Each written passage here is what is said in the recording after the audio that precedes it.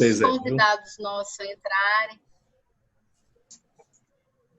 Vai ser um privilégio. Nós estamos aqui com um psicólogo que trabalha na ONG no Instituto Total, que é o Instituto de Educação ligado à nossa igreja, a Sal da Terra. Boa noite a todos, um privilégio estar aqui e aprender um aplicativo que permite fazer. Boa noite. Boa noite para quem está chegando. Estarmos aqui, né, para conversar sobre esse tema de grande desafio, né, que é o trauma, né? Então, esse perfil das pessoas com trauma. Então, nós estamos aqui com um convidado, o doutor Pedro Onari. Acertei, doutor? Sim. E ele vai partilhar. Doutor, eu queria que o senhor partilhasse inicialmente, né, uma fala sobre o tema e depois a gente gostaria de fazer perguntas, dúvidas e explanar isso para a nossa vida, para a nossa realidade, né?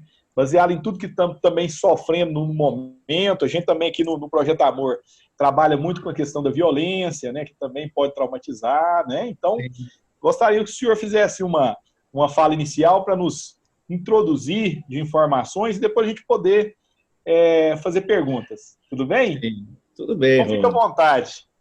Bom, deixa eu me apresentar. Meu nome é Pedro Onari, sou médico, psicanalista, psiquiatra e, vamos dizer assim, especialista em saúde mental, que é o que eu trabalho. E trabalhamos aqui em São Paulo no Instituto Cristão de Psicanálise, onde também nós ministramos um curso de formação em psicanálise cristã e onde nós acolhemos, basicamente, o nosso trabalho é acolher pessoas com traumas.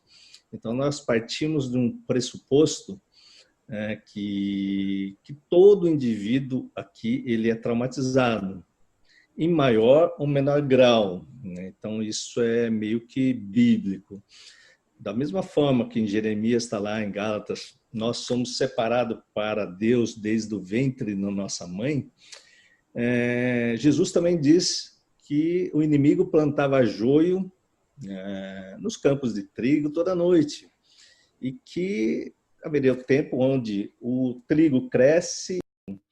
Então, em cima dessa parábola, que é muito interessante, né, da mesma forma que nós somos separados para Deus desde o ventre da nossa mãe, nós também sofremos esses traumas e hoje existe, desde o ano 2000, venho estudando isso, desde a psicanálise francesa, onde eles falavam de traumas de vida intrauterina, trauma do nascimento. Mas à medida que a neurociência foi evoluindo, hoje nós temos capacidade de acessar esses traumas, né? E as pessoas relatam com uma nitidez muito grande essas relações que estão no nosso inconsciente. Então, esses traumas afetam profundamente as nossas relações na vida adulta. É claro, o trauma aqui, vamos dizer assim, não necessariamente foi um trauma de abuso, seja moral, seja sexual, seja físico, né? E essas violências domésticas que a gente vê muito por aí. O nosso cérebro ele é muito vulnerável, então, dependendo dessa nossa grande dificuldade, da dependência inicial da nossa vida, e nós temos uma capacidade de memória muito grande, então nós não esquecemos nada. Na verdade, o que acontece com a nossa mente é que a gente não lembra dos nossos traumas. Então, Freud já vinha dizendo, desde o final do século XIX, a existência desse mundo inconsciente, que corresponde a mais de 80% de nossos impulsos, que também estão lá em Romanos capítulo 7, né? Não entendo nada do que eu faço, porque tudo bem que eu quero fazer eu não faço, e todo mal que eu não quero fazer, esse eu acabo fazendo. Então, nessa introdução inicial, gostaria de falar assim, a importância da gente entender a existência desses impulsos inconscientes, na qual leva nós adultos aqui cometermos exatamente o oposto daquilo que a gente planeja racionalmente. Então, a gente tem uma vida emocional muito intensa e essas questões que muitas vezes nós não nos ajustamos na palavra de Deus e fazemos exatamente o contrário daquilo que a nossa mente racional nós pensamos em fazer, mas na hora de cometer o ato a gente faz exatamente o contrário. O contrário é o quê? Eu não vou ser igual ao meu pai, mas acabo fazendo igual. Eu não vou ser igual à minha mãe, acabo fazendo igual. Então, existem muitas violências do passado que eu digo que não vou reproduzir porque eu sou diferente. E quando eu vou para a vida adulta, eu começo a ter a minha vida, no momento de eu colher o fruto, no momento de levar essa minha vida de adulto, eu acabo reproduzindo isso, né? Então, dentro dessa introdução, o que isso tem a ver com todos aqui? Muitos se perguntam, né, por que eu acabo tendo a mesma comportamento que eu não queria ter e acabo trazendo para minhas relações. E é claro, aí, claro, tem vários graus de trauma, né? Desde violência, desde pessoas que vivem no alcoolismo, né? Pessoas que estão pais, né? De pessoas que usavam droga, e aí tem a decorrência do uso de droga no meio da família. Isso acaba repercutindo e muitas vezes o adulto acaba trazendo essa mesma situação para a família dele, e aí vem o nosso trabalho enquanto igreja, enquanto ministério aí que nós devemos estar zelando, e muitas pessoas acabam tendo um julgamento, né? Então, que julgamento? É falta de posicionamento, é falta de fé, é falta de oração. E o que eu gostaria de colocar aqui é lembrar o profeta Osés, no capítulo 4, que fala exatamente isso. Meu povo está padecendo por falta de conhecimento. Então, hoje a neurociência, ela evoluiu, né? A psicanálise, houve essa evolução de nós acessarmos essas memórias inconscientes de uma maneira rápida, e que a gente consegue com que cada um traga essa verdade para a vida dele e aquilo que a psicologia diz, né? Dar um novo significado, ou seja, ressignificar os traumas do passado. Então, existem muitas ferramentas que a gente pode estar discutindo nesta noite, incluindo essa gênese do trauma, essa perpetuação na nossa vida adulta, né? Que atrapalha profundamente a nossa vida, a nossa relação com Deus. É mais ou menos isso, gente. Eu queria perguntar se as pessoas que sofrem traumas psicológicos, elas desenvolvem características semelhantes. A pessoa que ela, quando é criança, adolescente, está sob forte estresse psicológico, emocional, violentada mesmo, se existem características específicas que essas pessoas desenvolvem quando atingem a vida adulta? Sim, sim. O que acontece, isso também está na Bíblia, né? Vamos primeiro colocar a ciência psicanalítica, né? Dentro do ponto de vista dos estudos psicanalíticos, existe o que a gente chama de identificação, né? Tem a identificação com o agressor, a identificação com aquelas pessoas que nos educaram, e isso tem a ver com a formação da nossa consciência ao longo da essa grande dependência, né, de 18, 20 e poucos anos que o cérebro humano é dependente de outro ser humano. Então, nós carregamos isso. E a criança, na verdade, para se adaptar a esse meio ambiente familiar, ele é obrigado a obedecer exatamente às pessoas que fizeram a função de pai, que fizeram a função de mãe.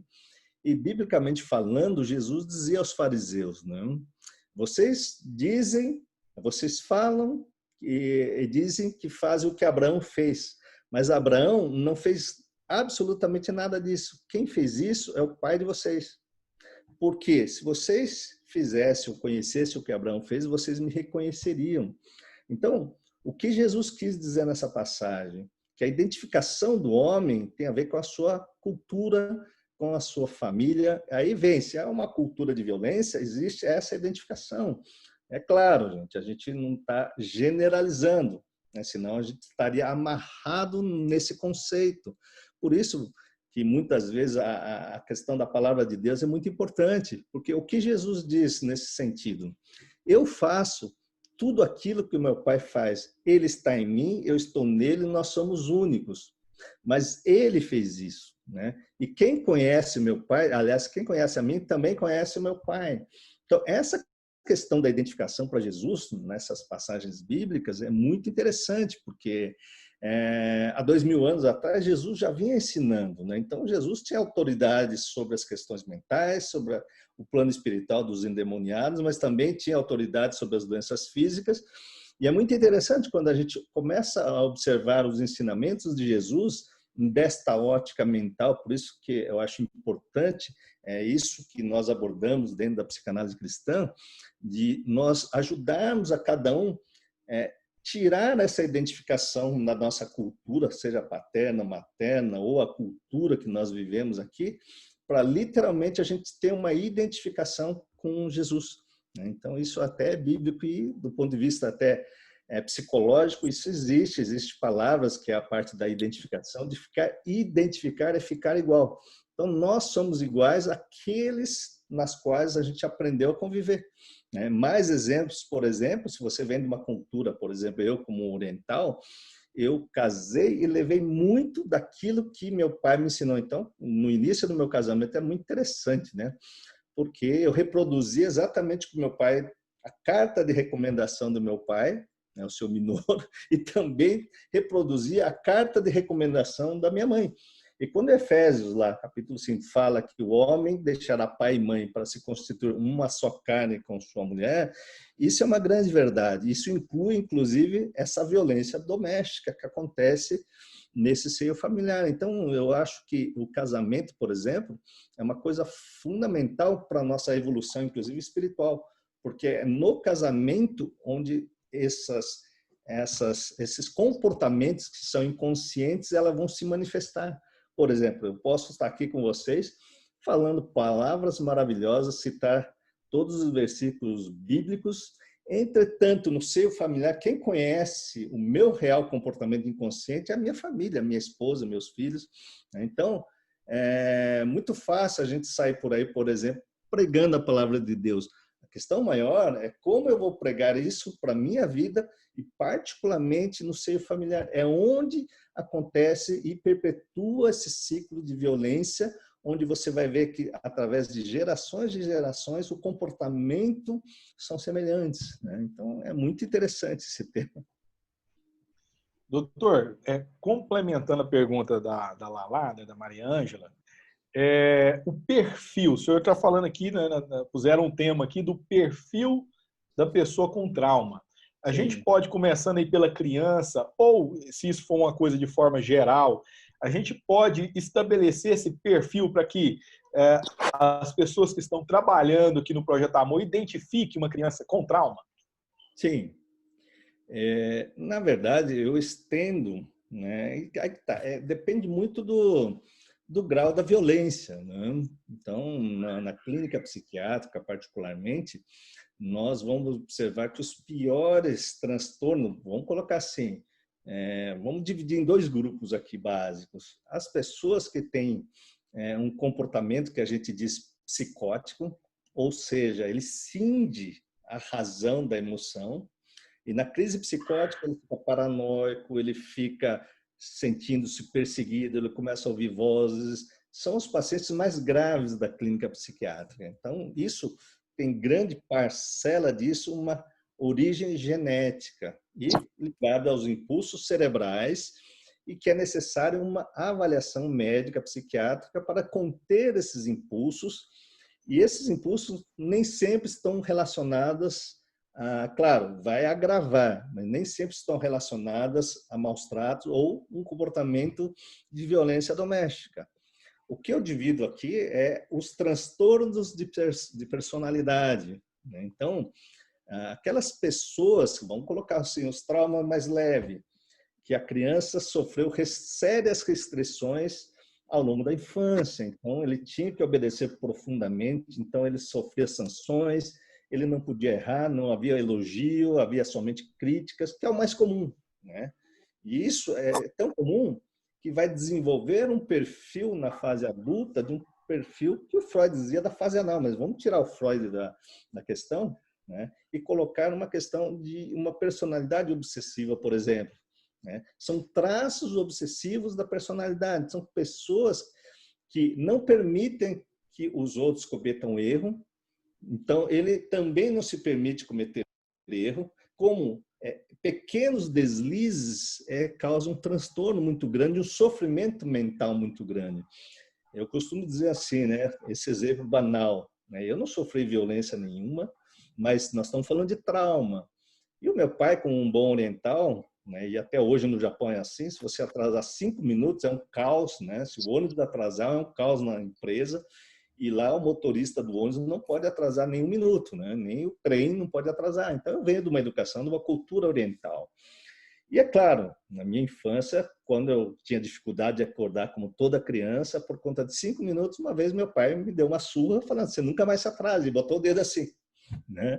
E isso trouxe dentro de mim, é claro, eu nem tinha noção que isso tinha repercutido dentro de mim, mas eu casei e isso começou a atrapalhar o meu casamento. Por quê? Claro, eu casei, estava namorando, é a fase melhor da nossa vida, né? Juras de amor, só que eu casei com uma mulher que é assim muito tranquila em relação ao horário. Agora, imagina eu trazendo essa cultura, né? E brigando com ela por causa de 5 minutos. E aí eu brigava com as minhas filhas, e aquilo trazia um transtorno. E o mais interessante, 5 minutos para mim, eu saía de casa atrasado 5 minutos, porque eu julgava que elas estava fazendo eu me atrasar, saía brigando com elas, saía furando o farol, quase batendo o carro na esquina. Isso aconteceu realmente, e anos brigando com ela, né? E olha que isso não foi uma surra apenas, foi só uma repreensão de uma educação que é tão importante. Agora, como o meu cérebro interpretou essa situação e adotou uma postura obsessiva em relação ao horário. Então, se eu fosse dar uma aula, os alunos chegassem 5 minutos atrasados, a minha cabeça começava já a criticar essas pessoas que estavam atrasadas. Da mesma forma, eu tinha que chegar meia hora adiantado nos compromissos, porque eu não me permitia chegar 1 minuto atrasado, né? E se, de repente, imagina que eu tive 4 filhas, né? Ao longo da minha vida, né? Fui tendo filhos, claro, e eu fui aprendendo com eles, porque ter criança não é fácil. Então, imagina que criança, minha esposa tinha que pegar mamadeira, fralda e toda a bagagem para sair com as crianças, e eu brigava com ela, e literalmente eu brigava e estava imitando meu pai no quesito horário. Então, nós temos essa identificação, né? Isso é importante, porque, biblicamente falando, Jesus, em Mateus capítulo 10, versículo 34, eu falo para todos os meus clientes, eu falo assim, olha, leia com muita atenção essa passagem. Parece contraditório, porque Jesus diz assim, não pense que vim trazer paz à terra, eu vim trazer uma espada, eu vim separar um filho do seu pai, uma nora de sua sogra, os piores inimigos estarão dentro do seu próprio lar. Se você tiver mais amor pelo seu pai, pela sua mãe, né, pelo seu filho, você não é digno de ser meu discípulo, não é digno de mim, né? Se você se agarrar a isso, você vai perder a sua vida, mas se você abrir mão disso a meu favor, você terá uma vida verdadeira, uma vida eterna, assim, adentrar o reino do céu e você vai ter paz. E eu não tinha paz, porque eu trazia esta cultura aqui dentro do meu cérebro. Até eu entender essa passagem, porque é contraditório, né? Ao mesmo tempo, Jesus diz, honrai teu pai e tua mãe. E essas questões, quando nós olhamos a Bíblia, esses ensinamentos do ponto de vista mental, o meu lar está aqui dentro do meu cérebro, então é onde eu vivo. Se existe uma lei que foi colocada lá e eu não podia atrasar 5 minutos, isso trazia violência doméstica, né? Então eu começava a brigar, ficava irritado, podia estar levando um caos, quase bati o carro uma vez, porque eu estava 5 minutos atrasado, e não é porque alguém estava me cobrando. Eu podia chegar 5 minutos atrasado, de boa, tranquilo, aqui em São Paulo.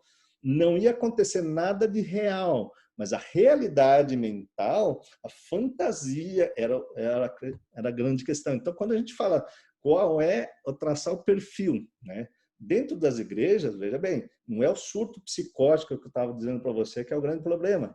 Na verdade, são essas sensações que a gente não consegue libertar.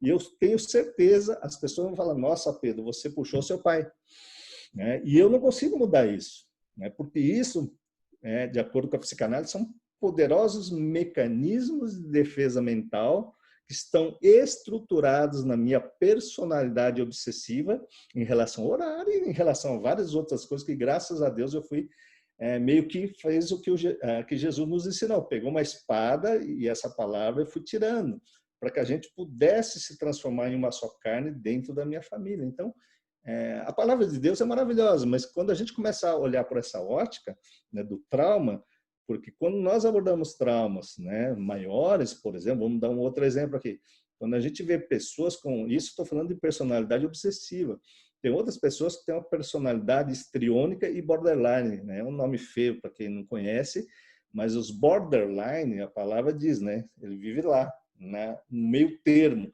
entre uma crise que a gente chama psicótica e o neurótico. Neuróticos somos nós, né? Que nos irritamos por causa de horário, nos irritamos quando alguém nos contraria, isso somos nós, neurótico.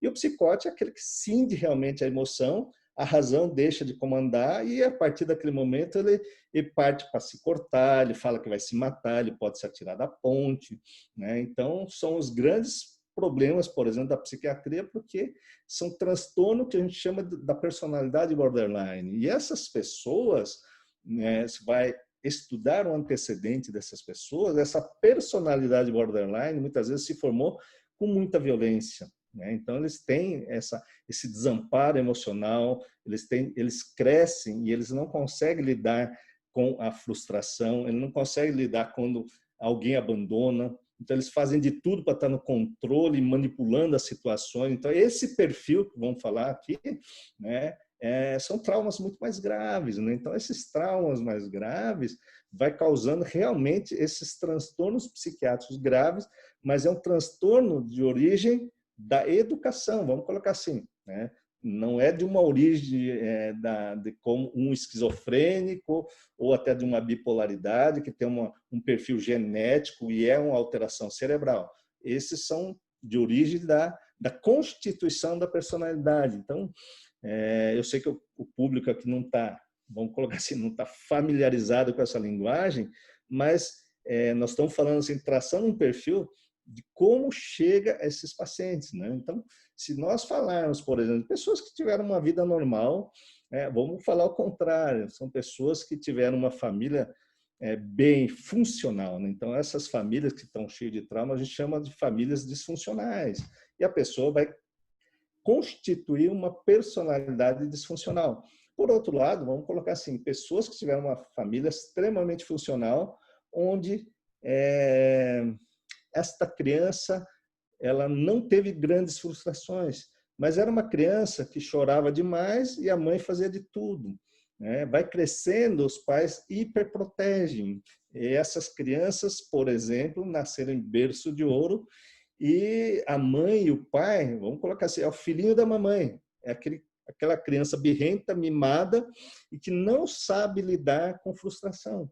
Isso vai causar outro tipo de transtorno. E não significa que essa pessoa, vamos colocar, você teve grandes traumas. Por outro lado, essa hiper mega proteção vai fazer com que a pessoa não saiba lidar com frustração. Então, quando essa pessoa vai para um casamento, uma relação a dois, vamos colocar, se é um homem, filhinho da mamãe, vamos falar assim entre aspas, ele vai fazer com que a mulher, ele tenta fazer com que a mulher faça o papel da mãe dele, né? E se é mulher, ela vai querer fazer com que este marido faça o papel do pai, da mãe e, vamos colocar assim, querendo que o outro satisfaça 100% aquela demanda infantil que ela teve, né? Só que, é claro, na clínica, né, normal, não existe ser humano que vai preencher esse desejo, tá certo? Esse impulso de querer satisfazer os seus próprios desejos 24 horas. Isso é uma fantasia, né? Então, esse é um outro tema que a gente pode voltar outro dia, mas vamos colocar assim. Então, até essa hiperproteção ou uma frustração intensa com surras, violência doméstica e outras coisas mais, de qualquer forma, ela vai gerando um tipo de personalidade e um perfil, né? Então, estamos falando de dois opostos aí, né? Doutor, o senhor falou uma experiência pessoal, isso é muito rico, que a gente identifica, né, em vários Sim. aspectos. Mas a gente poderia definir comportamentos ou reações. Então, por exemplo, é uma pessoa que sofreu um trauma, ela tem ansiedade, ela tem medo. O que são as reações que a gente possa identificar, de repente, que uma pessoa, você sofreu um trauma? Sim, sim, sim. Perfeito. As reações são muito variadas, né, Rony? Por quê? Porque vai depender de dois fatores, vamos colocar assim. dentro de uma mesma família que sofreu, teve a educação dos mesmos pais, dos mesmos parentes, falando em uma violência doméstica, que é o mais comum, você vai ver que um filho teve um tipo de evolução e o outro teve outro tipo de evolução. Você vai ver que são pessoas, e aliás, eu tenho 4 filhas, minhas filhas são todas diferentes uma das outras. Por que que existe essa diferença? Existe porque geneticamente, vamos colocar assim, né, para vocês entenderem, 30% aproximadamente do que a gente exterioriza em termos de comportamento é genético, né? Caracteriza, por exemplo, do nosso temperamento. Então, dependendo da criança, se ela é mais impulsiva, se ela é muito, vamos colocar assim, crianças que tiveram, isso é importante falar, né? Déficit de atenção, que eu atendo muitas crianças, adolescentes tiveram déficit de atenção na infância e chegam na clínica ainda com déficit de atenção, e os pais querem comparar isso com o filho do vizinho, querem comparar esta criança com outro irmão, né? E começa a fazer com que esta criança queira ser, eles querem que seja igual ao outro. Só que, é claro, os pais têm que saber que não adianta você cobrar, porque vamos falar de violências comuns, chamar de burro, chamar de... Né, você, olha só, como seu vizinho é melhor que você, seu primo é mais inteligente, tá vendo? Olha, você é burro. Eu dou esse exemplo porque eu tive essa experiência pessoal. Eu tive déficit de atenção até os meus 17 anos, 18 anos, e vamos colocar assim, eu fiz colégio público, e no colégio público eu não sabia verbo to be, eu não sabia tabela periódica, eu não sabia o que era equação de primeiro grau, segundo grau, aquilo não entrava na minha cabeça. E desde a época de primário, eu via logo no começo da alfabetização, você é burro, olha aí, ó, seu vizinho é melhor que você. Isso trouxe sérias consequências na minha personalidade, pequenas palavras, pequenas coisas. Vamos colocar assim, para um adulto isso pode ser uma coisa banal, mas para uma criança em desenvolvimento que ele não sabe quantificar a importância de tudo aquilo, quantificar a importância que o pai, principalmente oriental, que ele tem que entrar, que ele tem que ser médico, que tem que ser advogado, tem que ser engenheiro. Existe essa cultura. Então, se você está fora dessa cultura, você tem uma certa sanção, dependendo da educação. Então, no meu caso, o déficit de atenção, graças a Deus, acabou aos 17 anos, onde parece que a minha mente entrou, abriu. Aí eu fui estudar na USP, fiz parte aí da turma da Regina, né? Uma grande amiga que está aí com vocês. E, de repente, aquilo trouxe sérias consequências na minha vida, onde impedia, inclusive, o meu ministério. Porque, durante muito tempo, eu tinha uma sensação que eu era burro, que eu era incapaz. E, pasmem, isso trouxe um comportamento na fase adulta de inveja aqui dentro. Então, eu olhava as coisas dos outros e falava, gente, se um dia eu pudesse ter isso, mas eu sou incapaz, né? Tipo, olhar coisas que não faz parte da minha vida, mas começar dentro de mim, lá no coração, eu sondar meu coração e falar, cara, você é invejoso.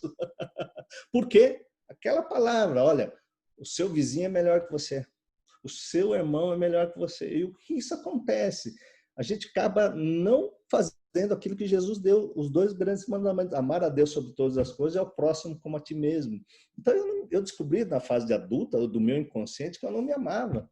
Então, eu ficava inconscientemente tendo esses sentimentos, né, que são extremamente nocivos, né? Então, como cada um vai evoluir? Então, tem pessoas, 30% geneticamente, têm TDAH, são impulsivos. Isso vai influenciar na relação com os pais, porque os pais vão, por exemplo, pacientes que são muito impulsivos desde a infância, o que acontece? Esses pais vão tender a ter, né, mais domínio, porque a criança ela é muito impulsiva. Né? E é claro, muitas vezes a ignorância, como você vai dar limite, precisa de limite, e como a criança vai receber esse limite. Então, vai depender da capacidade genética, da resiliência de cada criança, 2 extremos. Um que tem dificuldade, vamos colocar assim, uma criança que vai mal na escola e outro que é muito impulsivo, né? Isso vai refletir nessa personalidade do adulto. Então, o que nós, particularmente, eu acredito que as pessoas precisam ouvir aqui, né? Se quem não tem filho, tem netos, quem está na igreja vai receber esses conflitos familiares, né? Como cada um vai pegar essa informação e falar, cara, isso aqui é importante lá para aquele grupo de pessoas, né? E talvez, por exemplo, nas crianças muito impulsivas, né, procurar um profissional aí da igreja que possa estar orientando, da mesma forma que tem crianças que têm déficit de atenção e vai mal na escola. E muitas vezes um medicamento pode melhorar profundamente esse déficit de atenção. E, claro, criança com déficit de atenção, eles já têm baixa autoestima, né? E vão sofrendo bullying na escola, vão sofrendo violência na escola, aí vai se perpetuando essa cadeia de violência e vai trazendo um perfil, né? Que eu aqui gosto muito de falar do perfil da personalidade. Então, todo mundo que eu estou atendendo no consultório, uma das coisas que eu avalio é como é que a personalidade dessas pessoas, o que está afastando ela, né, do caráter de Cristo, porque de um lado 30% é genético e é temperamento de cada um, e 70% é da vivência, que depende da genética e depende da vivência, da educação de cada um dentro daquela família. Então, isso vai compondo o que nós chamamos aqui do perfil do indivíduo abusado. Então, eu estou falando da coisa mais comum, é claro, aí a gente pode até estender no abuso sexual, que vai ter compulsão à masturbação, enfim, podemos abrir para outras questões, né? Vamos fazer algumas perguntas aqui que o pessoal está fazendo aqui no chat, né? No chat. Uma pessoa que apresenta uma carência emocional extrema. Vou fazer duas, porque o senhor já pode escorrer, né? Sim. E uma criança que é constantemente agressiva pode ser sinal de um trauma de violência. Então, uma pessoa que tem um perfil de carência emocional extrema, muito grande, e uma criança que está sendo agressiva, pode ser sinal de violência? Pode. É assim, a criança que está sendo violenta, eu trabalhei na unidade básica de saúde como médico de família durante mais de 5 anos. E lá eu fazia grupos exatamente de crianças que traziam comportamento agressivo na escola, né, e traziam comportamento de queixa dos pais, de agressividade. Eu posso dar um monte de exemplos, mas o foco não era a criança, o foco era os pais. Por quê? As crianças têm uma identificação com esses pais desde o dia que eles nascem. Então, quem tem criança sabe, o dia que você está com o celular, ele vai pegar o celular seu, vai botar no bolso, vai querer colocar o sapatinho da mamãe, mesmo um pezinho pequeno, quer vestir a roupa da mamãe. A criança é ávida, ela não se conhece, ela se conhece pelo espelho de imitar os pais. Então, vamos colocar assim, olha, quase 100% dessas crianças, tirando alguns autistas que eu atendi, eu corrigi a relação dos pais. Vou dar um exemplo, por exemplo, de uma criança de 1 ano e 9 meses que chegou lá no berçário onde ela ficava e que ela falava palavrão, ela queria arranhar as outras crianças, as tias, brigando com todo mundo. E aí, claro, e a menina era muito inteligente, falava tudo. Já antes de 2 anos ela estava falando tudo, né? Então, eu falava palavrão, e a queixa do pessoal lá da creche é que essa menina estava dando trabalho, que era impulsiva. Veja bem, quando a criança nasce, ela tem um HD vazio, a memória dela não tem nada. Ela sofre muita influência do meio ambiente, apesar de geneticamente ela ver com uma impulsividade, mas depende de como os pais vão lidar dentro de casa e ela vai se comportar de uma forma diferente. Mas isso é importante, por quê?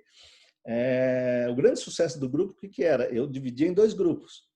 Eu cuidava do grupo dos pais e a enfermeira, a terapeuta ocupacional, a psicóloga cuidava das crianças. Num ambiente controlado, essas crianças ficavam lá fazendo atividades normais e reunia lá 7, 10 crianças e essas crianças não ficavam agressivas. Elas não tinham necessidade de agredir ninguém porque elas estavam tendo o afeto, né? O carinho, a atenção, e a criança chegava lá e fazia tudo direitinho, respeitava tudo, né?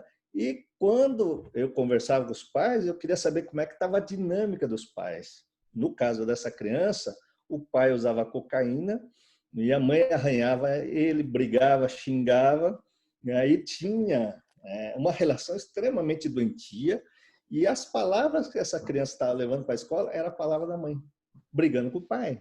Então, ela estava tendo uma identificação com a mãe e estava brigando com todos, porque a figura materna, por mais incrível que pareça, é o que dominava na casa, né? Então, E ali, as crianças, a maioria, com exceção de algumas crianças realmente que tinha problema de autismo, tal, que a gente teve que isolar porque era um problema genético, né, que ela já nasceu dessa forma, mas as outras crianças era tudo a influência do meio ambiente. Então, desde perda de criança de 8 anos fazendo xixi na cama, você corrige essa dinâmica familiar e a criança deixa de fazer xixi na cama. Então, eu nunca abordei a criança. A gente abordava aqueles educadores principais que é o seio familiar. Então, isso é importante, né? Então, ao invés de eu colocar uma doença na criança, a gente corrige a dinâmica familiar, que é importante. Isso. A carência extrema, né? Essa coisa da carência extrema demonstrada pela pessoa, né? Pode ser um adulto, mesmo uma criança ou um adulto. Sim. Veja bem, por definição, nós somos carentes de afeto e de amor. Tá certo? Não existe isso, tem vários termos para a gente denominar isso tecnicamente, mas é um narcisismo primário, é um vazio interior que a gente vai querer ter o melhor carro, melhor aparência, só para conquistar as outras pessoas. A gente vai querer ser milionário para conquistar as outras pessoas. Então, é que quem está fazendo essa pergunta, na verdade, está sentindo ali uma carência. Mas mesmo as pessoas que estão rodeadas de pessoas, elas são carentes. Então, não existe quem não seja carente. Só que a manifestação dessa carência pode ser por poder. Então, para eu suprir essa carência interna, eu preciso estar rodeado de pessoas me bajulando porque eu ganhei muito dinheiro. Mas eu estou suprindo uma carência interna.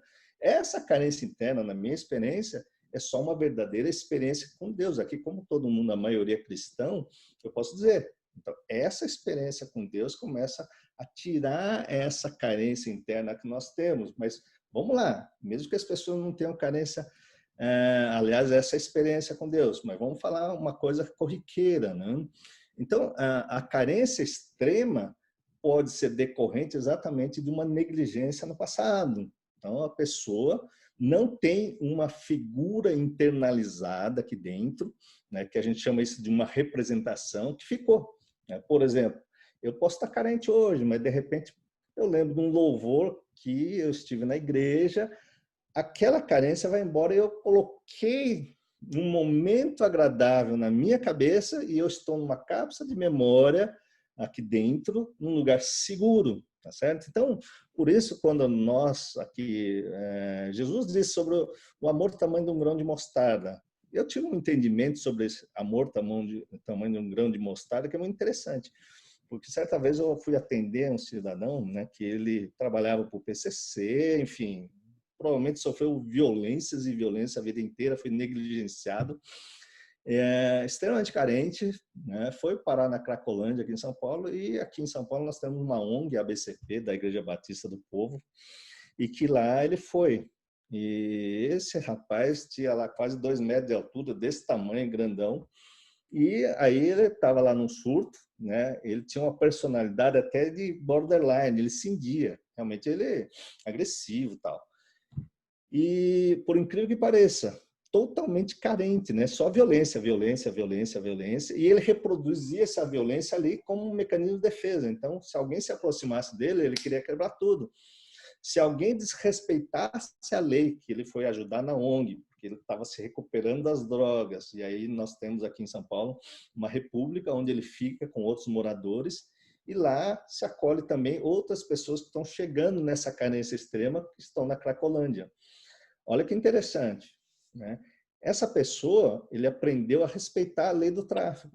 Então, colocaram para ele, ó, você vai cuidar dessas calças para entregar para esses moradores de rua, depois do banho que eles tomavam lá, passavam por um barbeiro, cortava o cabelo e ele estava entregando a roupa. Aí, teve um cidadão que chegou e começou a provocar ele, né, sobre a qualidade da roupa, começou a reclamar e começou a causar tumulto. Ele foi cindindo a personalidade dele. O que ele me contou quase ele foi procurar um pedaço de madeira para sair quebrando tudo. Ele falou, eu ia quebrar tudo aqui dentro. Aí tiraram de lá, a assistência social tirou, levou. Isso foi no sábado. Na terça eu fui atendê-lo. E o mais interessante, quando eu comecei a conversar com ele, né, usando umas técnicas aqui de acessar essas memórias boas, né, dentro de uma carência extrema que não existia. Eu falava assim, pensa em Deus. Ele não pensava em Deus. Deus me rejeitou. Pense em alguém que te amou. Ninguém me amou. Minha professora me rejeitou. O líder do PCC matou o meu amigo, só me poupou. A polícia foi lá e matou meu amigo, queimou meu barraco, enfim, só desgraça. Então, uma carência extrema. E eu comecei a perguntar para ele, mas não é possível, cara. Aqui na ONG, a Solange não te amou, o Doug que cuida aqui, a Aline que está aqui, as pessoas aqui, não, não, não. Aí, de repente, né, ele começou, nossa, na última quarta-feira do Natal do ano passado, eu estava no morro, o pastor fulano de tal, que eu esqueci o nome, me deu uma camiseta vermelha, me deu um abraço e fez uma oração muito boa comigo. Ou seja, ele recebeu isso de afeto. Através deste afeto, este homem se transformou. Porque aí ele começou assim, aquilo que ele falou, que a polícia matou o amigo dele, ele não morreu, aquilo que o PCC decapitou o amigo dele, ele sobreviveu, ele fala assim, nesse episódio, Deus me deu misericórdia quando pegou fogo na barraca. Deus me deu misericórdia quando... Então, aquilo que era uma carência extrema, um sinal de abandono, ele viu como Deus na mão dele. Então, mesmo nessa carência extrema, o que eu costumo dizer? Existe uma ilha que alguém hoje deu amor a esta pessoa, mesmo que um pequeno momento. E este amor dentro de cada um que deve se crescer, né, em forma de uma sensação agradável. E aí eu atendi algumas vezes, eu tive que dar antipsicótico para ele, estabilizador de humor, enfim, trabalho psiquiátrico, e atendi algumas vezes, e é interessante, né? Quando ele parava de tomar os remédios, é porque ele se sentia fraco, porque ele estava forte, porque senão alguém podia matá-lo, né? Então, o que isso é importante? Porque quando eu disse até na igreja, falei, puxa, aí eu falei para ele assim, você prefere olhar para Deus, que te deu misericórdia, ou ficar reclamando aí dos seus traumas passados, né, dessa violência extrema que ele viveu? Não, eu quero olhar para Deus. Então você vai para a célula, você vai começar a fazer aí o curso, blá, blá, blá, e ele foi para a célula, né? E é muito interessante, porque aí ele aceitou Jesus, e eu falei assim, o dia que esse rapaz for batizado e tiver uma experiência com Deus, ele vai mudar de vida. E creiam, pessoas, esse rapaz hoje trabalha numa multinacional, ele tem uma personalidade muito obsessiva, então ele é correto em tudo. E só eu falei assim, não põe ele para lidar com pessoas, porque ele não sabe, ele vai brigar. Se ele quer de um jeito e falar para ele fazer daquele jeito, e alguém fizer errado, ele vai brigar como se ele estivesse defendendo o PCC. Que para ele, cometer um deslize era a morte. Então, dentro dessa estrutura doentia dele, ele encontrou um espaço para usar isso, que era uma doença, a favor dele mesmo. Então, é muito interessante. Então, como é que a gente pode orientar essas pessoas, né, de repente transformar uma doença num dom, e ele está indo muito bem. Hoje ele tem seguro-saúde, ele está morando na casa própria, reconstruiu a vida dele, enfim, isso eu estou falando de uma carência extrema. Então, em termos de terapia, né, vamos lá usar isso como Apocalipse capítulo 2, onde João escreve lá, né, sobre a igreja de Éfeso. Para vocês de Éfeso, se voltem para o seu primeiro amor. Nós esquecemos disso. Nos nossos dias de atribulações, a gente esquece que nós temos uma experiência com Deus. Então, se você pegar um texto de Romanos 1, tá lá, Deus se mostra para cada um, né, de uma maneira. Só que a gente tem uma experiência com Deus e aí passamos um período muito longo no deserto, sofrendo, a gente não volta para o primeiro amor. Em termos de psicoterapia, é importante que nós voltemos sempre com uma experiência com Deus. E essa experiência com Deus, particularmente, se expandiu na cabeça desse paciente. Então, foi fantástico. E eu estou dizendo assim, no extremo, né? De negligência, de violência, de abandono e tudo mais. Doutor, em relação a maioria das pessoas que estão aqui não são da área de psicologia ou psiquiatria, mas lidam com trauma, porque quem é que não tiver um trauma grave, com certeza convive com alguém que tem um trauma um pouco maior, né? Porque o número de pessoas traumatizadas é grande. Sim. Como que princípios, vamos falar assim, que movimentos nós, enquanto pessoas comuns, né? Apesar de eu ser psicólogo, eu estou fazendo uma pergunta para todos aqui. Né? Então, como que a gente poderia, como pessoa, né, nas relações, às vezes até na igreja, nas relações familiares e etc., apoiar ou ajudar a pessoa com um certo trauma que está ali à disposição nossa para ser ajudada? Eu voltaria, então, com essa pergunta, que eu não respondi completamente a sua pergunta anterior, se ansiedade e depressão são sintomas de trauma. Como para mim tudo é trauma, eu dei exemplo aí, desde uma palavra mal interpretada e não vai interpretar adequadamente para uma criança, se transforma num trauma, tá certo? Até essa violência desse paciente que foi, enfim, sofreu quase morte em várias situações, são extremos, né? Então, assim, sintomas de ansiedade é trauma? É trauma. Aliás, a partir da semana que vem, vou estar disponibilizando de novo uma série de 4 aulas gratuitas, que a princípio era voltada para os pastores e líderes das igrejas, e depois vocês me mandam um e-mail, que o pessoal de apoio aí vai estar disponibilizando essas aulas, e vocês vão entender direitinho sobre ansiedade e depressão, que eu estou falando aqui, aula por aula, né? E depois eu vou estar respondendo perguntas uma vez por mês em cima dessas aulas. Então, e vai ser totalmente gratuito para todos aí, que acho que isso vai fechar um pouquinho. Mas não me esqueça de deixar o telefone, senão a gente vai se perder. Mas vamos lá. Então, ansiedade e depressão é trauma, é trauma. Então, muitas pessoas me procuram por ansiedade, sintomas depressivos, e quando nós vamos avaliar, sempre existe algo que as pessoas lá por volta da sua infância, primeira infância, 8, 9, 10 anos, 3 anos de idade, ou até recém-nascida, as pessoas vão tendo na memória inconsciente esses traumas. Como é que a gente pode sinalizar isso? Nosso cérebro tem 2 estruturas, um de cada lado do cérebro, chamada amígdala. Até tem um livro famoso aí, né? Que é o Daniel Goleman, falando sobre inteligência emocional. Então, ficou famoso no final dos anos 90, nos anos 2000, né? E esse livro ficou famoso por quê? Porque existe uma estrutura que é um botão de emergência emocional no nosso cérebro. E tudo aquilo que a gente vê, ouve, sente, né? Imagina que uma criança sofreu um trauma lá na infância por um dedo apontado, que nem eu disse para vocês. No futuro, toda vez que alguém apontava o dedo para mim, aquilo vinha como uma ansiedade muito grande. E muitas vezes o dedo apontado não eram pessoas, era eu olhar para o relógio, 5 minutos atrasado, eu já ficava extremamente ansioso, né? Isso é sinal de trauma, mas a gente é tão corriqueiro a gente viver nessa ansiedade, nessa correria, e a gente justifica. Justifica como? Por causa do meu chefe, é por causa dos meus filhos, é por conta disso, é por conta daquilo outro. Só que isso não tem justificativa em termos bíblicos. O que Jesus fala lá no Sermão do Monte? Se o teu olho direito está te escandalizando, é melhor arrancar e jogar fora. Mas não, eu fico agitado por conta do que eu estou vendo, do que eu estou ouvindo. E ele diz, é melhor ser surdo do que você ficar ouvindo isso. Só que nós não temos a capacidade de abolir nossos órgãos de sentido. Então, os traumas que a gente vivenciou, que a gente viu, que a gente ouviu, sentiu na pele, criou um mecanismo de defesa, hoje adulto, que é disfuncional.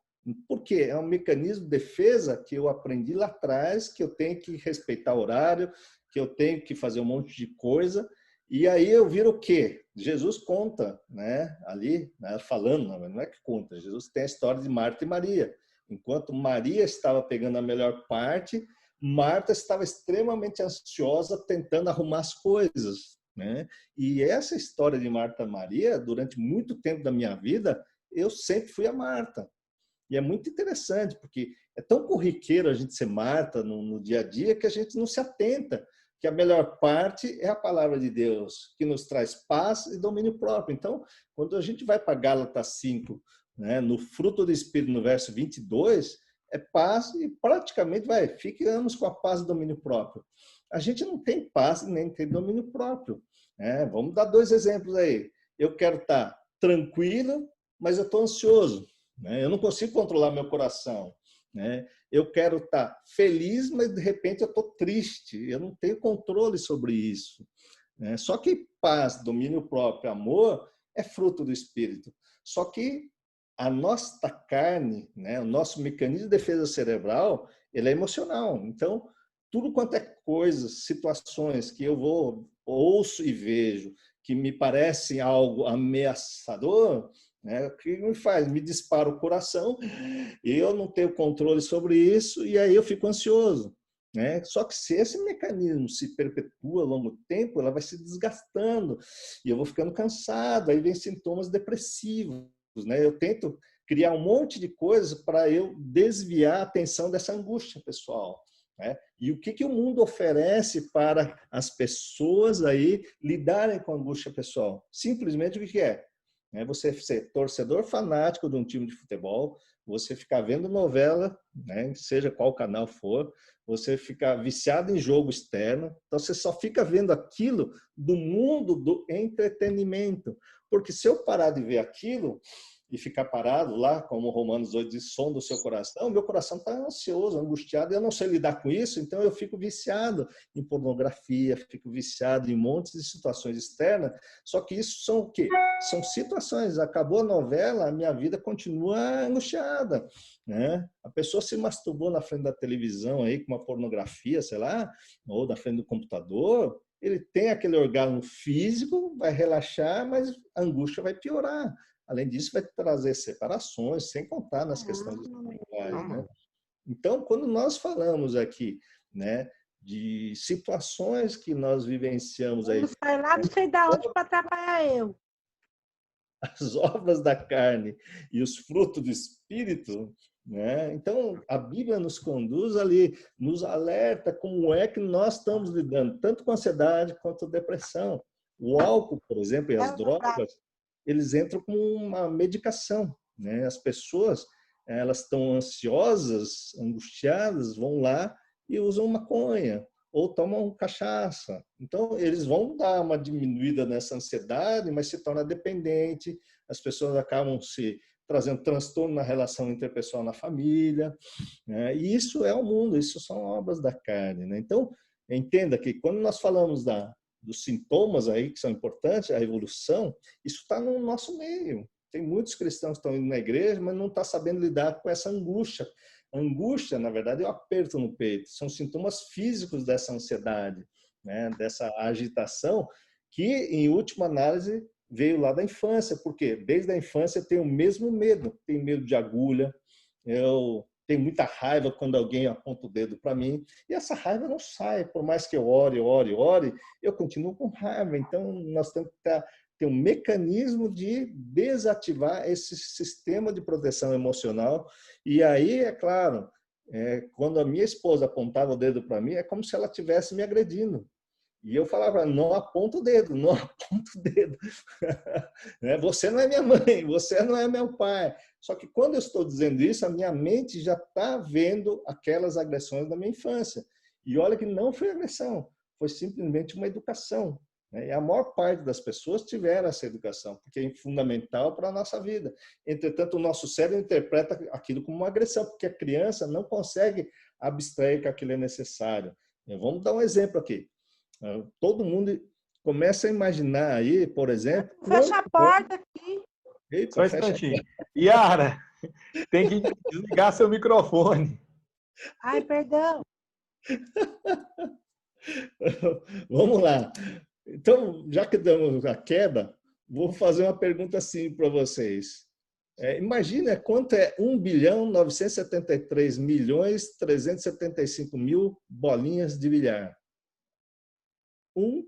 Vamos colocar 1.973.245.000 bolinhas de bilhar. Isso cabe na sua sala, isso cabe dentro do seu carro, no porta-mala.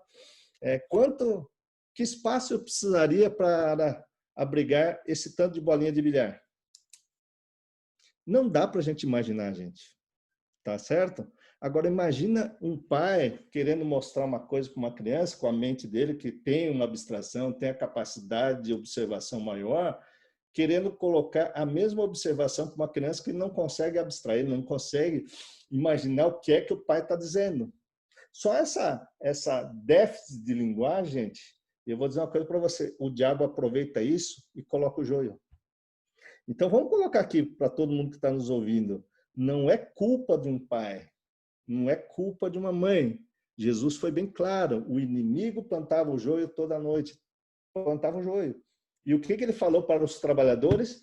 espere para que quando a espiga do milho estiver madura, você separa o joio do trigo. Você queima, amarra, joga fora, e aí o trigo vai dar vida, né? Mas não é antes, gente. Então, ou seja, é na fase adulta mesmo. Então, a igreja precisa se instrumentalizar de uma certa maneira de como você vai tirar o joio que está lá inconscientemente, que vem se arrastando de pequenos traumas, que são esses traumas da própria educação que nós temos. Porque os grandes traumatizados vão procurar ajuda, gente.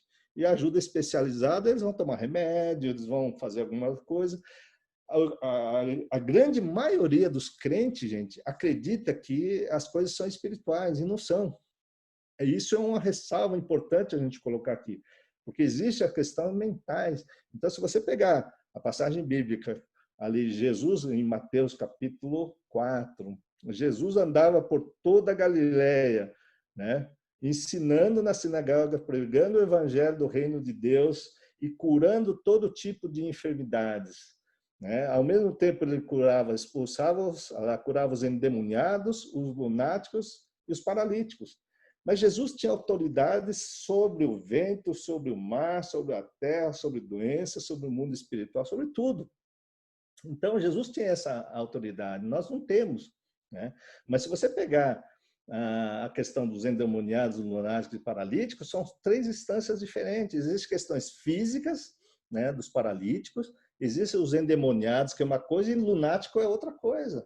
Né? Lunático, se a gente for esmiuçar antigamente, os lunáticos eram as pessoas psiquiátricas que viravam a lua, as pessoas ficavam extremamente agressivas. Né? Tem até a história do lobisomem, com o homem que virava lobo e saía destruindo tudo. Né? Então, existia isso realmente. Nos grandes hospícios, antigamente, não tinha tratamento para esquizofrenia. Quando virava a lua, as pessoas que tinham esquizofrenia ficavam extremamente alteradas, né? Igual hoje, vira a lua, nasce muito bebê.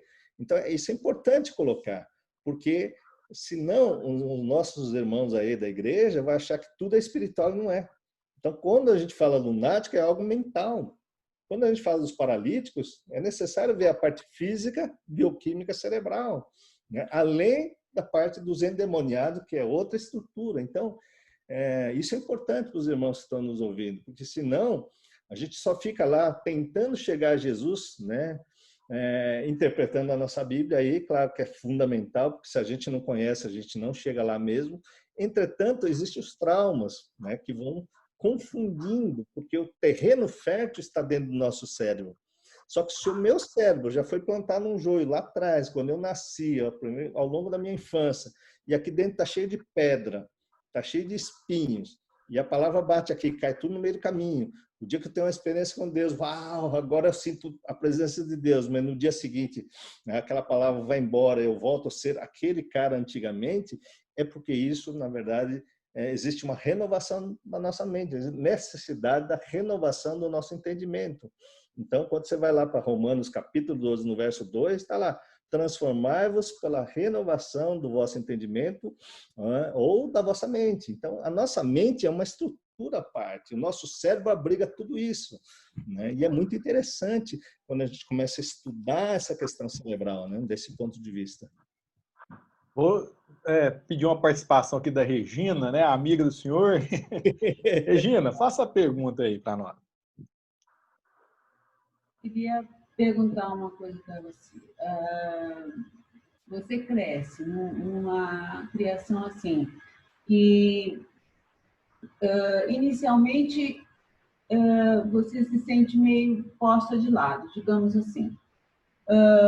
No decorrer do tempo, você vira o centro da atenção e você é sufocada, digamos assim. Isso leva você a ser uma pessoa introspectiva, uma pessoa quieta, uma pessoa que vai desenvolver com o tempo um temperamento deprimido, um temperamento desconfiado, que prejudica a seu contato com os outros. Então, você, ao contactuar com os seus colegas, você se sente isolado. Você parece que auto-aflige a você aquela violência que talvez nem seja verdadeira, né? Sim. E isso leva a uma depressão muito grande com o tempo. Mas, assim, você consegue vencer com a vida, por exemplo, nos seus filhos, com tudo que você aprendeu, você faz tudo diferente para que os seus filhos não sofram isso. Mas você não consegue vencer isso. E a sua vida acaba voltando de tempos em tempos a cair naquele vácuo, entende? Naquela sensação de que você não é aceita, de que você não se encaixa. E assim, eu sei que assim, você faz psicoterapia, não adianta, e toma medicação, e às vezes vai e volta. E como é que a gente vai fazer isso? Como é restaurar a identidade? Né? O que você fala disso? Excelente pergunta, Regina. O que nós sabemos hoje da neurociência é que nós temos cápsula, eu vou usar esse termo, cápsula de memória, né? E desde que nós nascemos, nós vamos construindo a nossa identidade, o nosso eu, né? A nossa experiência infantil, né, aí vale aquela carência afetiva muito grande na fase adulta, ou carência afetiva na fase da adolescência. E aí, é claro, existe áreas do nosso cérebro que muitas vezes a gente pode estar cercado de pessoas, mas a nossa mente está dentro de uma cápsula de memória. Então, hoje nós temos técnicas de você sair dessa cápsula de memória, tá certo? Então, aí eu lembro várias passagens de Jesus, né, e vou falar sobre o tabernáculo. Então, o tabernáculo de Moisés é onde o sacerdote entrava, né, no Santo dos Santos, tal, fazia o sacrifício e lá falava-se com Deus. Hebreus capítulo 8, 7, 8, 9, está lá, né, que o segundo tabernáculo é Jesus. Né? Só que tem uma palavrinha que é a consciência. E essa palavra consciência aparece diversas vezes na Bíblia, a transformação da consciência em Romanos 12, 2, né? E se você for ver, essa palavra consciência, ela está meio que embutida também em Gênesis e em vários lugares, né? Então, o segundo tabernáculo, na verdade, é a transformação dessa consciência aqui dentro. Quando nós tivermos um lugar da nossa mente, um espaço, onde nós temos essa paz, onde a gente não se sente só, né? A gente se sente amparado por Deus.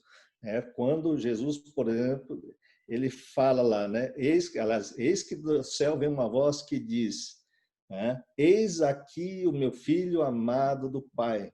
Até tem um texto do Edward Snowden, um padre, que fala sobre isso, seu amado do Pai. Essa experiência com Deus preenche um vazio existencial particularmente, e a gente tem essas experiências ao longo da nossa vida. Só que essas experiências com Deus preenchem momentos. Nossa, né? Quando nascem os filhos, quando a gente entra na faculdade, quando a gente fala, uau, aquilo fica preenchido, mas de repente ele volta para o vazio, né? E esse lugar da nossa experiência com Deus que eu falei, lá em Apocalipse 2, está lá, sempre volta para o seu primeiro amor. Porque Timóteo fraquejou na fé e Paulo falou, Timóteo, meu filho amado, você teve a sua experiência com Deus, não saia desse lugar, não faça como o Alexandre, que abandonaram essa igreja ali da Ásia, né, e fraquejaram na fé.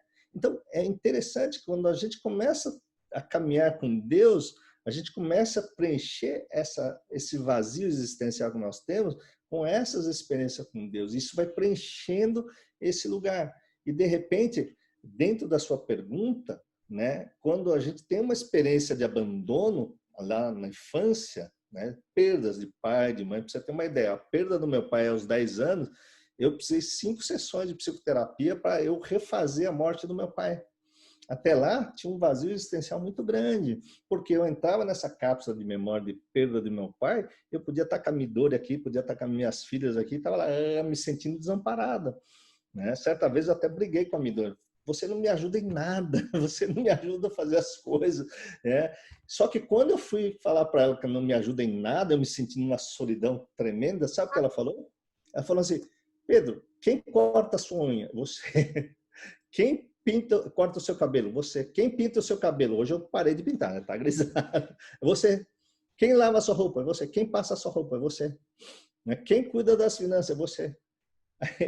Aí ela perguntou assim, se sou tudo eu, o que você faz? Eu falei, eu só atendo no consultório do aula. Só que este vazio existencial é porque eu tinha esta missão, particularmente hoje, de estar à frente do Instituto Cristão de Psicanálise, de ter que fazer a aula, de ter que fazer uma série de coisas para o projeto no Reino de Deus andar. Só que eu estava bloqueado na minha mente, achando burro, me achando incapaz, me achando tudo aquilo que eu já disse anteriormente aqui, estava lá. Então, quando ela me colocou aquilo, eu falei, Jesus, ela está do meu lado, eu me sinto aqui sozinho.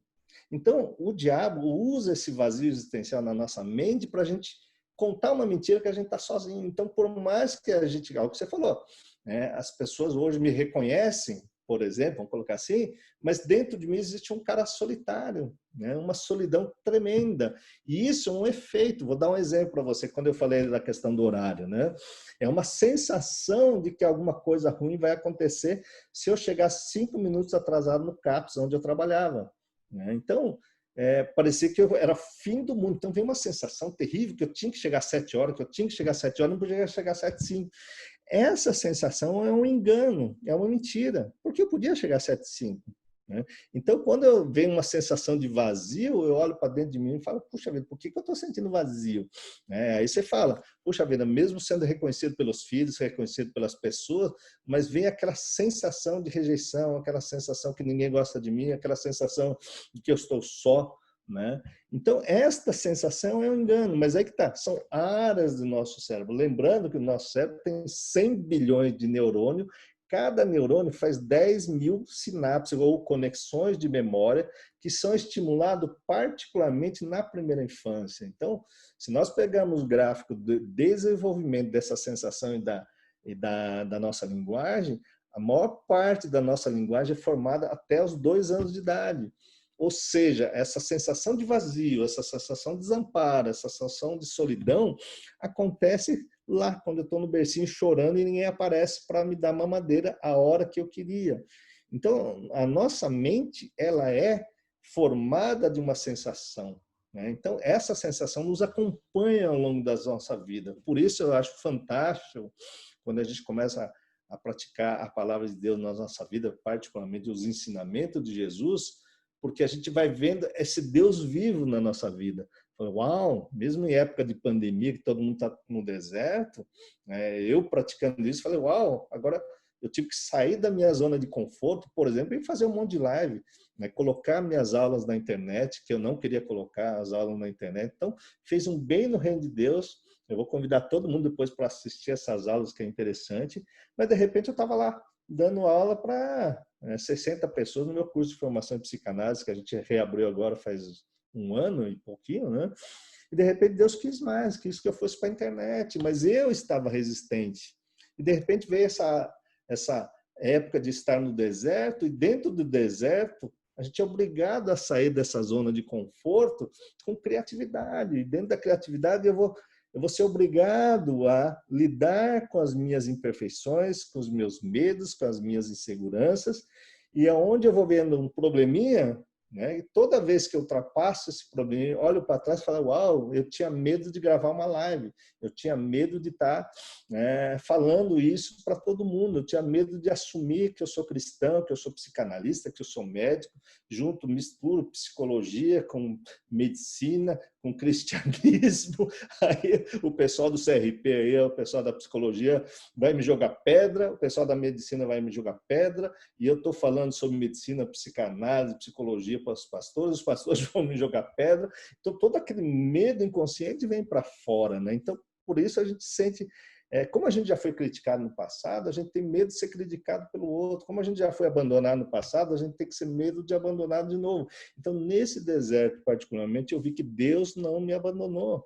Então, toda vez que a gente vê um probleminha, a gente fala, uau, mas qual que é Deus? né? E toda manhã, 5 horas da manhã, está lá orando. E Deus, eu quero que você faça isso, eu quero que faça isso. E é interessante, gente, quando a gente começa a falar com o Espírito Santo, a gente começa a botar em prática, você vai ver que a gente não está no comando. Quem está no comando realmente é Deus. Mas aí que está, quando ele coloca um desafio na minha vida e eu recuo, aí eu não vou ver nada de Deus na minha vida. Então eu tenho que seguir em frente. E todo dia eu tenho que ultrapassar essas minhas imperfeições, os meus medos, as minhas fantasias, né? Matar um leão que está aqui dentro todo dia, desses traumas que eu tive, né? E é interessante, quando a gente vai para a vivência, eu reclamava muito que meu pai me espancou, parecia que ele tinha me espancado dentro da minha fantasia, né? E na verdade ele só me educou. E quando a gente vai para as vivências que a gente faz, a gente ouve as histórias realmente de maus tratos, de pessoas que foram abusadas sexualmente, de pessoas que foram abandonadas, que nem esse rapaz que foi, né, não só abandonado pelo pai, mas o próprio PCC, o esquema do crime organizado perseguiu ele. Você fala, gente, eu não tive problema. Então, aí funciona até como terapia para o espelho, né? Então, você fala, cara, eu não tive problema, graças a Deus eu tinha uma família fantástica. Mas aí a gente sai de uma fantasia de abandono, a gente sai de uma fantasia que está lá dentro e começa a ver a realidade. Então, a nossa mente tem várias áreas que nós temos de fantasias, né? E acho que é por aí. Doutor, perdão, pode falar. Não, só mais uma coisinha. Nós estamos abrindo esse projeto, né? E sim, a gente não está endereçando só as pessoas cristãs a princípio, né? Então a gente está abrindo para quem precisa, né? A gente até está se capacitando para posteriormente alguém poder ajudar, alguém vir falar com a gente e tudo mais. Como uma pessoa, como abordar você acha que a gente deveria abordar uma pessoa assim que está com a identidade totalmente comprometida nesse ciclo da violência e de repente, sei lá, ela não é cristã. Como é que a gente vai abordar essa pessoa que está comprometida, né, a princípio? O que você acha? Eu acho que é fundamental num grupo, né? Eu ajudei a desenvolver um projeto lá no Bola de Neve, aqui de Jundiaí, de mulheres que foram abusadas sexualmente, e hoje esse grupo está assim, decolando, voando, né? E existe um princípio dentro da psicanálise que eu costumo ensinar, que as pessoas elas se sentem extremamente muito bem quando tem alguém que ouça sem julgamento. Então, vocês estão começando a mudar, a lidar com violência, né? E a gente costuma querer aconselhar demais. E eu fazia isso no passado, aconselhar. Só que muitas vezes eu estou aconselhando da minha ótica, da minha experiência, da minha cultura, e aquela pessoa vem de uma outra situação, e a situação principal ela é inconsciente. E o inconsciente só se permite, escuta o que eu vou dizer, só se permite aflorar a realidade do inconsciente quando nós encontramos alguém que não nos julgue. O que eu mais ouço no consultório é, doutor, eu vim te procurar porque eu não posso falar isso aqui para o meu pastor. Eu não posso falar isso na minha igreja, porque lá tem igrejas e igrejas, gente. Tem igrejas que vai chamar essa pessoa do púlpito e vão julgar ela, os irmãos vão levantar o braço e vai dizer, não, bota ela no banquinho por 1 ano, afasta ela daí. Ou seja, existe muito julgamento. E a Bíblia fala assim, não julgueis para não ser julgado. Então, várias passagens da Bíblia, Jesus nos orienta a não julgar. E ele tinha razão. Porque a primeira medida que eu fazia, que era julgar as pessoas da minha ótica, as pessoas levantavam a muralha emocional e não dava tempo dela se abrir. E um dos princípios da psicanálise que vocês podem adotar é simplesmente ouvir. E é fantástico, gente, quando a gente se coloca na posição de acolher essas pessoas que estão sofrendo, né, no momento de uma ausculta, né, você não precisa saber de psicanálise, você só precisa saber que escutar faz bem para aquela pessoa. Ela se sente acolhida, ela se sente ouvida, um ombro amigo. Quem teve depressão, por exemplo, se você está lá, uma pessoa depressiva, você não sabe por quê, você vai falar, não, vamos lá comigo em tal lugar, você vai se sentir bem. Eu já levei gente para a igreja e coloquei no lado do meu banco da igreja, isso com todo o conhecimento que eu tenho, e a pessoa chegou lá para mim e não viu nada de interessante, porque o louvor não fez sentido, a pregação não fez sentido, é um monte de gente do lado dele, e a pessoa sentiu-se oprimida, né? Então, oprimida quando? As igrejas batistas, irmão, pega a mão um do outro.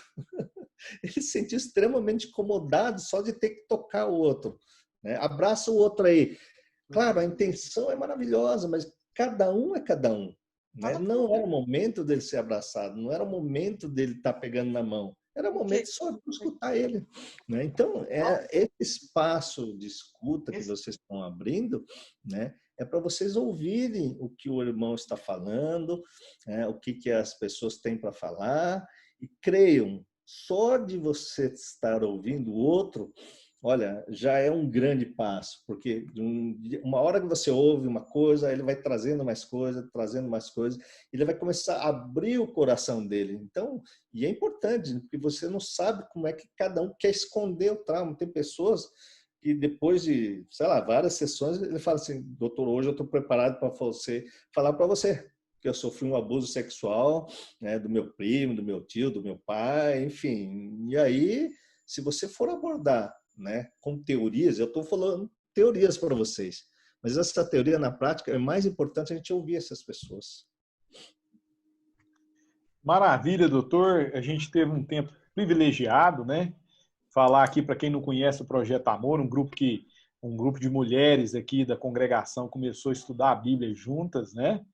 E foram edificadas e se sentiram responsáveis, né? Vendo essa situação de violência na pandemia, intrafamiliar, sentiram o encargo, né? E esse projeto tem feito muito além do que eu acho elas imaginaram, né? Maria Ângela e tantas outras, né? A Beth e outras que estão aqui. Queria convidar o Paulo Júnior, está aqui o pastor Paulo Júnior no nosso grupo, será?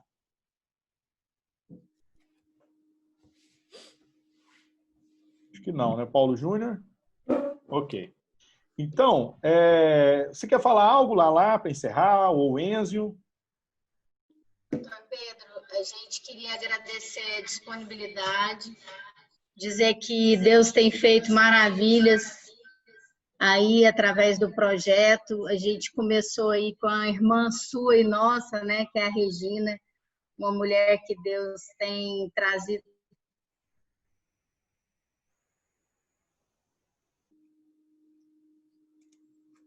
para a nossa comunhão, sentado que ela é importante. E temos a ajuda aí de várias pessoas, homens de Deus, o Rony, que ajudou muito, o pastor Júnior, o Enzo, o Sérgio estão aqui também, porque nós entendemos que sem a ajuda dos homens não conseguiríamos abranger toda a sociedade. Então, o nosso projeto está focado principalmente no papel do pai e da mãe dentro da família, porque a gente entendeu que nós fomos perdendo capital moral, né, nos últimos anos. Não sei nem se ele já existiu, viu, doutor Pedro? Mas a gente entende que a família precisa restaurar os papéis de homem e de mulher, para que a gente possa lidar com traumas, com violência, com todo tipo de violência que a sociedade tem sofrido, e ajudar as pessoas a ressignificarem suas dores, né? A gente entendeu que não é só uma questão de espiritualidade, mas é uma questão também da área emocional e física, e muitos irmãos estão sendo violentados dentro da própria igreja.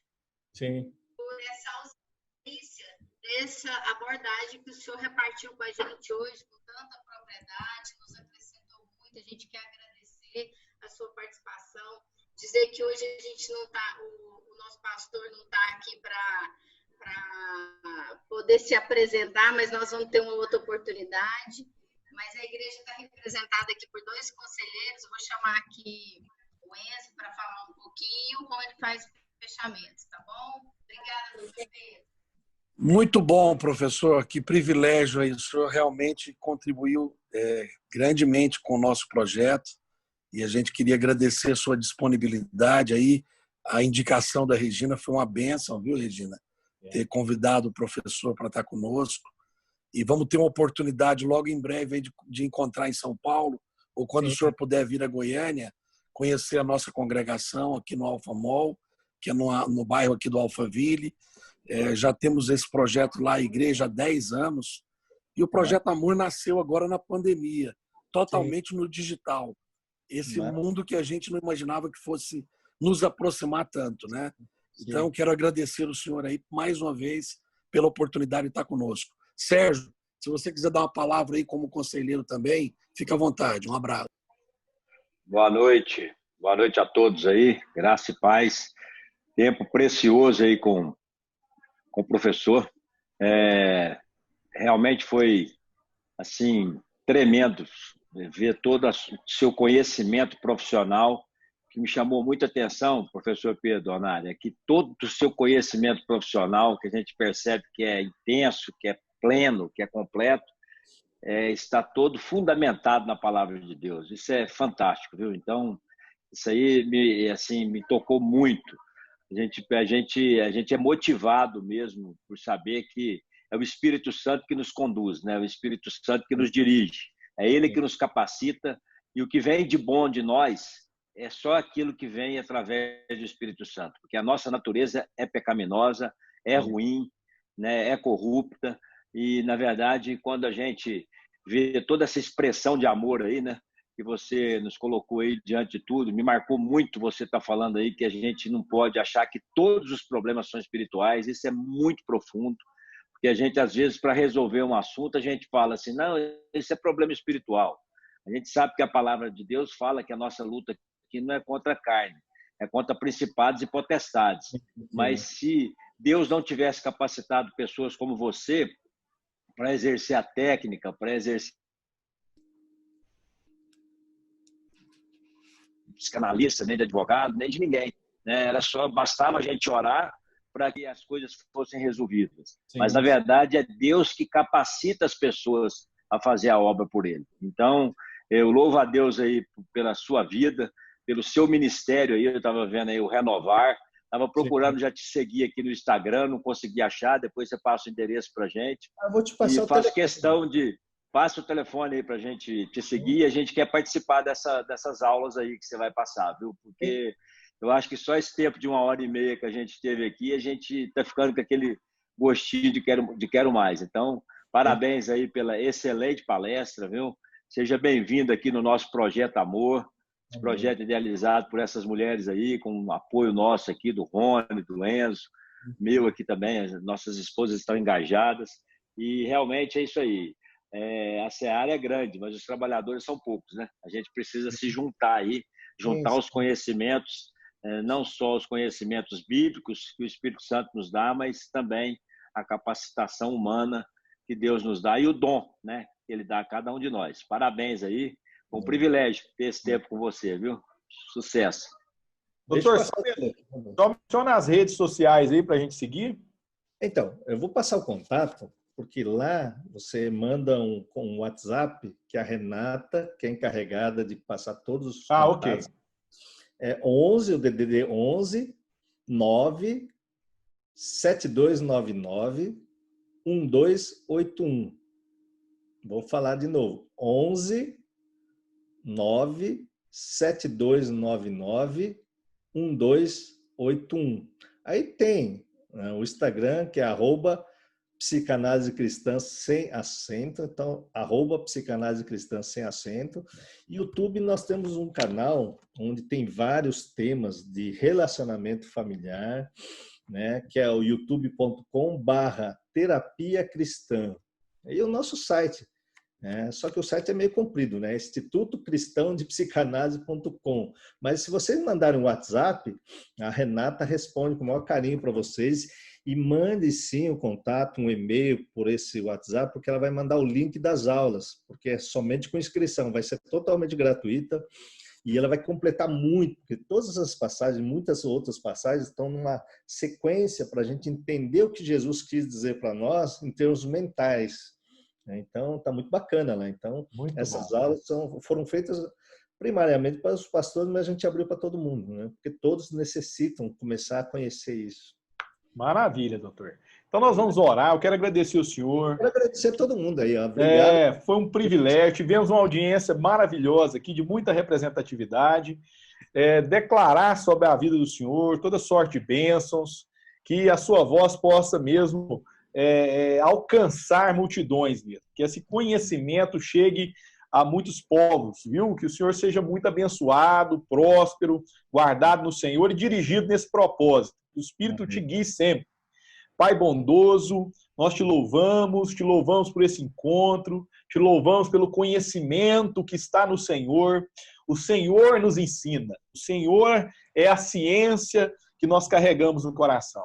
Nós tivemos aqui o privilégio de sermos orientados, tanto pelo conhecimento que o Senhor distribuiu através da ciência humana, como pelo conhecimento da palavra de Deus. Foi maravilhoso, foi tremendo, foi riquíssimo. Que o Senhor abençoe as pessoas que estão aqui nos ouvindo, as pessoas que participaram, aqueles que foram tocados por um trauma, um evento traumático e se tornaram feridos. Eu creio também, Senhor, que o Senhor faz milagres extraordinários, que esse momento aqui pode ser um momento de encontrar caminhos, de encontrar saídas. Quem sabe uma palavra dita pelo doutor aqui pode ter orientado tanto essa pessoa que ela encontre mesmo um caminho de solução. Por isso nós te louvamos e pedimos mesmo, Pai, nos dirija sempre para a glória do seu nome. Amém.